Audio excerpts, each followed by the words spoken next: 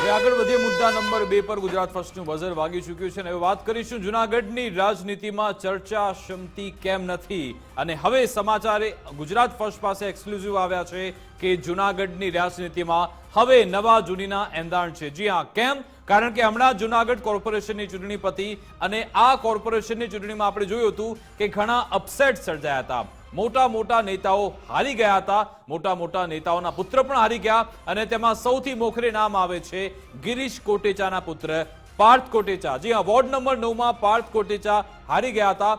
આમ તો વર્ષોથી ગિરીશ કોટેચા વોર્ડ નંબર 10 થી લડતા આવ્યા છે, પરંતુ આ વખતે તેમને વોર્ડ નંબર 9 થી ટિકિટ આપવામાં આવી હતી। જો કે પાર્થ કોટેચા ખુશ હતા, એ કહેતા હતા કે આ તો ટુરિસ્ટ વિસ્તાર છે, ભવનાથનો, દત્તાત્રેયનો, અંબાજીનું સાનિધ્ય છે, એટલે અહીંયાથી અમે જીતીને આવવાના છે। પરંતુ જ્યારે પરિણામ આવ્યા ત્યારે અહીંયા અપસેટ એ હતો કે કોંગ્રેસ નહીં પરંતુ જે અપક્ષના ઉમેદવાર હતા એ જીતીને આવી ગયા। પછી અપક્ષના ઉમેદવાર પણ ખુશ હતા, કોંગ્રેસના ઉમેદવાર પણ ખુશ હતા, પરંતુ આ પિતા પુત્ર નાખુશ હતા। ક્યાંક અમારી સાથે ખેલ તો થયો નથી ને તેવી તેમને ચોક્કસથી ભીતિ હતી। જો કે હવે અમારી પાસે માહિતી એ આવી છે કે આ પિતા પુત્ર હવે ચૂપ રહેવાના નથી। જી હા, ગિરીશ કોટેચા અને પાર્થ કોટેચા એ કોઈ મોટો ધડાકો કરે આવનારા 24 કલાકમાં તેની પૂરેપૂરી શક્યતા છે।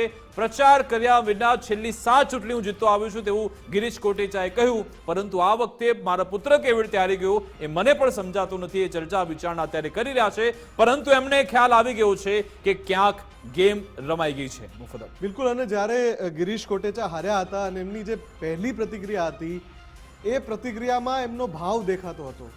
એ એમના ચહેરા ઉપર એ દેખાતું હતું કે એમને એક આંચકો લાગ્યો છે, એમને એટલે એની તૈયારી નહોતી। જ્યાં સુધી પરિણામના પટારા ના ખુલ્યા ત્યાં સુધી એમને એવું લાગતું નહોતું કે હારી જશે પાર્થ, પણ જ્યારે હાર્યા ત્યારે તમે એમના ચહેરા પર એ રીડ કરી શકતા હતા કે એમને કેટલો આઘાત લાગ્યો છે। અને એ પછી એમની જે જવાબમાં એક વાક્ય વારંવાર રિપીટ થતું હતું કે ભાઈ આ વોર્ડ અમારા માટે સાવ નવો હતો। હવે ગુજરાત ફર્સ્ટ પાસે એક્સક્લુઝિવ જાણકારી એ છે કે આ જે વોર્ડ એમને આપવામાં આવ્યો, એમના પુત્રને જે ટિકિટ આપવામાં આવી અલગ વોર્ડમાંથી, એને લઈને ગિરીશ કોટેચા નારાજ છે। જ્યારે ટિકિટ અપાઈ ત્યારે પણ નારાજ હતા, પણ એમને એમ હતું કે જે રીતે પોતે 7 વખતથી કોઈ પણ પ્રચાર કર્યા વિના ખાલી ગિરીશ કોટેચાનું નામ જ ચાલે જૂનાગઢમાં અને એ ચૂંટણી જીતી જતા હતા, એવો આશીર્વાદ એમના પુત્રને પણ મળશે। પણ હવે એમને એ લાગી રહ્યું છે કે વોર્ડનું બદલાવું અને પછી એ રીતે એમના પુત્રનું હારી જવું અને એ જ વોર્ડમાંથી ભાજપના બાકીના બધા ઉમેદવાર જીતી જવા, માત્ર એમના પુત્રની વિરુદ્ધમાં અપક્ષ ઉમેદવારનું જીતવું, હવે એમને લાગી રહ્યું છે કે આખી ગેમ રમાઈ ગઈ છે પાર્થ કોટેચા અથવા તો ગિરીશ કોટેચાને સાઇડલાઇન કરવા માટે। અને એટલે જ ગિરીશ કોટેચા આ નારાજગીને બહુ જલ્દી વ્યક્ત કરવાના છે, મોટા પાયે ધડાકો કરી શકે છે, મીડિયા સમક્ષ આવી શકે છે અથવા તો હાઈકમાન્ડ પાસે જઈ શકે છે, પણ એ તીવ્ર નારાજગી ત્યાં વ્યક્ત કરવાના છે। આપણી સાથે ધર્મેશ પણ જોડાઈ ગયા છે। ધર્મેશ, જે એક્સક્લુઝિવ જાણકારી છે, આપને પણ ટેલિફોનિક સંવાદ થયો છે ગિરીશ કોટેચા સાથે, શું થઈ શકે છે? જે રીતે માણાવદરમાં જવાહરભાઈએ કર્યું હતું એ પ્રકારનું કંઈ કરી શકે છે ગિરીશભાઈ? મુફદ્દલ, જૂનાગઢના રાજકારણમાં કોંગ્રેસ હોય કે ભાજપ, ગિરીશ કોટેચાનો દબદબો જે મહત્વનો કહી શકાય, એ દબદબાને કેમ અસર થાય એનો પ્લાન ટિકિટ વખતે જ ઘડાઈ ગયો હતો। અને ગુજરાત ફર્સ્ટ પાસે અત્યારે એક્સક્લુઝિવ માહિતી છે કે એમને જે વોર્ડ બદલવામાં આવ્યો છે એ પણ પક્ષના આદેશથી થયો હતો। એટલે આ ભરત કાંઈ રાજકીય ભરત ગોઠવવામાં જ એવી રીતે આવ્યું હતું કે જેથી ટૂંકા દિવસો વોર્ડ ચેન્જ અને ગિરીશ કોટેચાને બદલે પુત્ર પાર્થ કોટેચાને ટિકિટ, આ તમામ વસ્તુ હવે ધીમે ધીમે બહાર આવી છે। અત્રે ઉલ્લેખનીય એક યાદ પણ કરાવી દઈએ કે જવાહર ચાવડા પણ જે સમયે હારી ગયા ત્યારથી જ પ્રદેશ હાઈકમાન્ડને એમને કોણે કોણે હરાવ્યા, કોણે એમની પાછળ જે રાજકીય ઘા કર્યા એની વિગતવાર માહિતી આપી હતી। એવી માહિતી આગામી કલાકોમાં કે આગામી દિવસોમાં ગિરીશ કોટેચા આપે એવું શક્યતા પૂરેપૂરી વર્તાઈ રહી છે। અને અત્યારે સંકેત પણ મળી રહ્યા છે કે વોર્ડ બદલાવામાં પણ એક મોટી ગેમ હતી। એટલે ગિરીશ કોટેચા સાથે રાજકીય ગેમમાં કેટલાક રાજકીય જ રીતે કોંગ્રેસ તો અહીં ચિત્રમાં જ નથી, પરંતુ ભાજપના જ કેટલાક લોકો ગિરીશ કોટેચાના વર્ચસ્વ માટે જે લડાઈ છે એને કેમ પૂર્ણ થાય એને પણ માટેની ગેમ આમાં પ્લાન ધર્મેશ કર્યો હતો. સમજાતું નથી કે કોણ કોની સાથે છે, કોણ કોની સામે છે. કારણ કે જ્યારે 16 તારીખે જ્યારે એ આપણે ચર્ચા કરી રહ્યા હતા ત્યારે ત્યાંના વરિષ્ઠ પત્રકાર છે ધીરુભાઈ, તેમણે એમ કહ્યું હતું કે દાવા સાથે કહું છું કે અહીંયા ક્રોસ વોટિંગ થવાનું છે અને દિગ્ગજ નેતા હારશે, ને એવું થયું પણ ખરા. એનો મતલબ કે આ આખો પ્લાન પહેલાથી ઘડી નાખવામાં આવ્યો તો પહેલાથી જ ખબર હતી કે આ રીતે આપણે ક્રોસ વોટિંગ કરીને આ નેતાને હરાવવાના છે ભાજપ. વિકાસ, જે દિવસે વોટિંગ હતું એને આગલી રાતે જ આપણી ગુજરાત ફર્સ્ટની ટીમ ઓન ગ્રાઉન્ડ હતી અને રાત્રે જ કહેવામાં આવ્યું હતું, જે કતલની રાત કહેવાય, કે અહીં મોટું 3 વોર્ડ હતા અને 3 વોર્ડમાં જેને કહી શકાય કે અહીં કહી શકાય કે ક્રોસ વોટિંગ થવાનું હતું.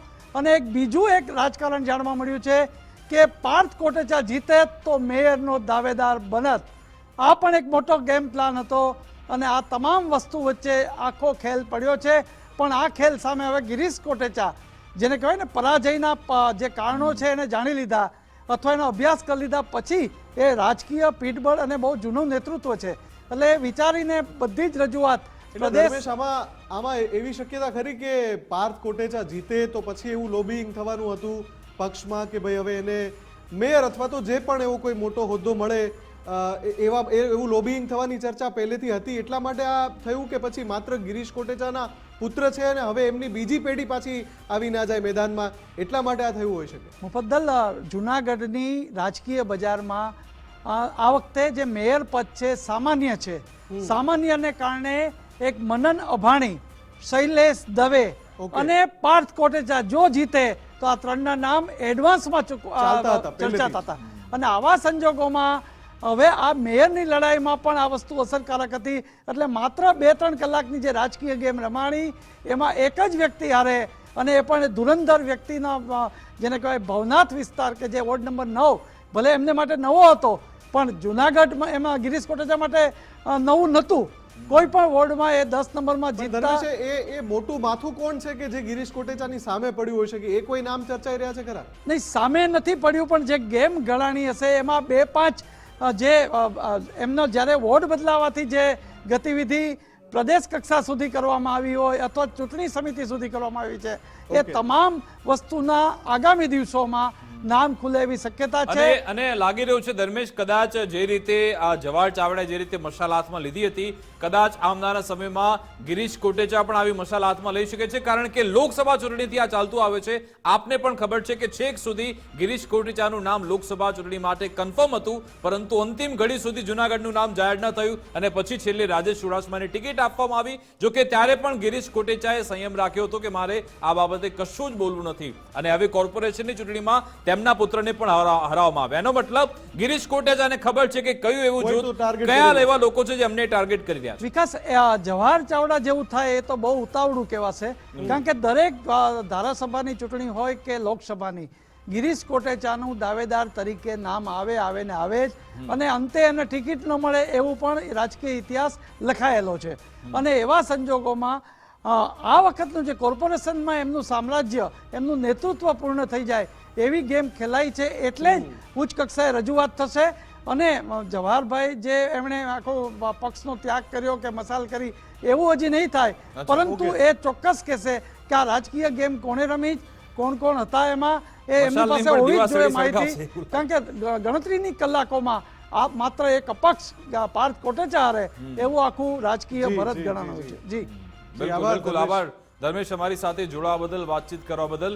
એટલે કે જુનાગઢની રાજનીતિમાં મોટી ઉથલપાથલ થવાની શક્યતા એટલા માટે છે કારણ કે ગુજરાત ફર્સ્ટ પાસે માહિતી એ છે કે ગિરીશ કોટેચા આવનારા 24-48 કલાકમાં સામે ચાલીને પ્રેસ સંબોધન કરશે અને સાથે સાથે એ પણ માહિતી છે કે આખરે તેમને વોર્ડ કેમ બદલવાની ફરજ પડી એ બાબતે પણ તેઓ સ્પષ્ટતા કરવાના છે કે અમે તો પહેલાથી વોર્ડ નંબર 10માં તો કદાચ તેમની ડિમાન્ડ બીજી હશે, પરંતુ ઉપરથી કહેવામાં આવ્યું હતું કે વોર્ડ નંબર 9માં ભાઈ ટિકિટ રાખો અને પછી આખો ખેલ થઈ ગયો. તેને લઈ હવે જુનાગઢમાં શું થાય છે તેના પર નજર રહેશે. આગળ વધે બીજા મહત્વના મુદ્દા.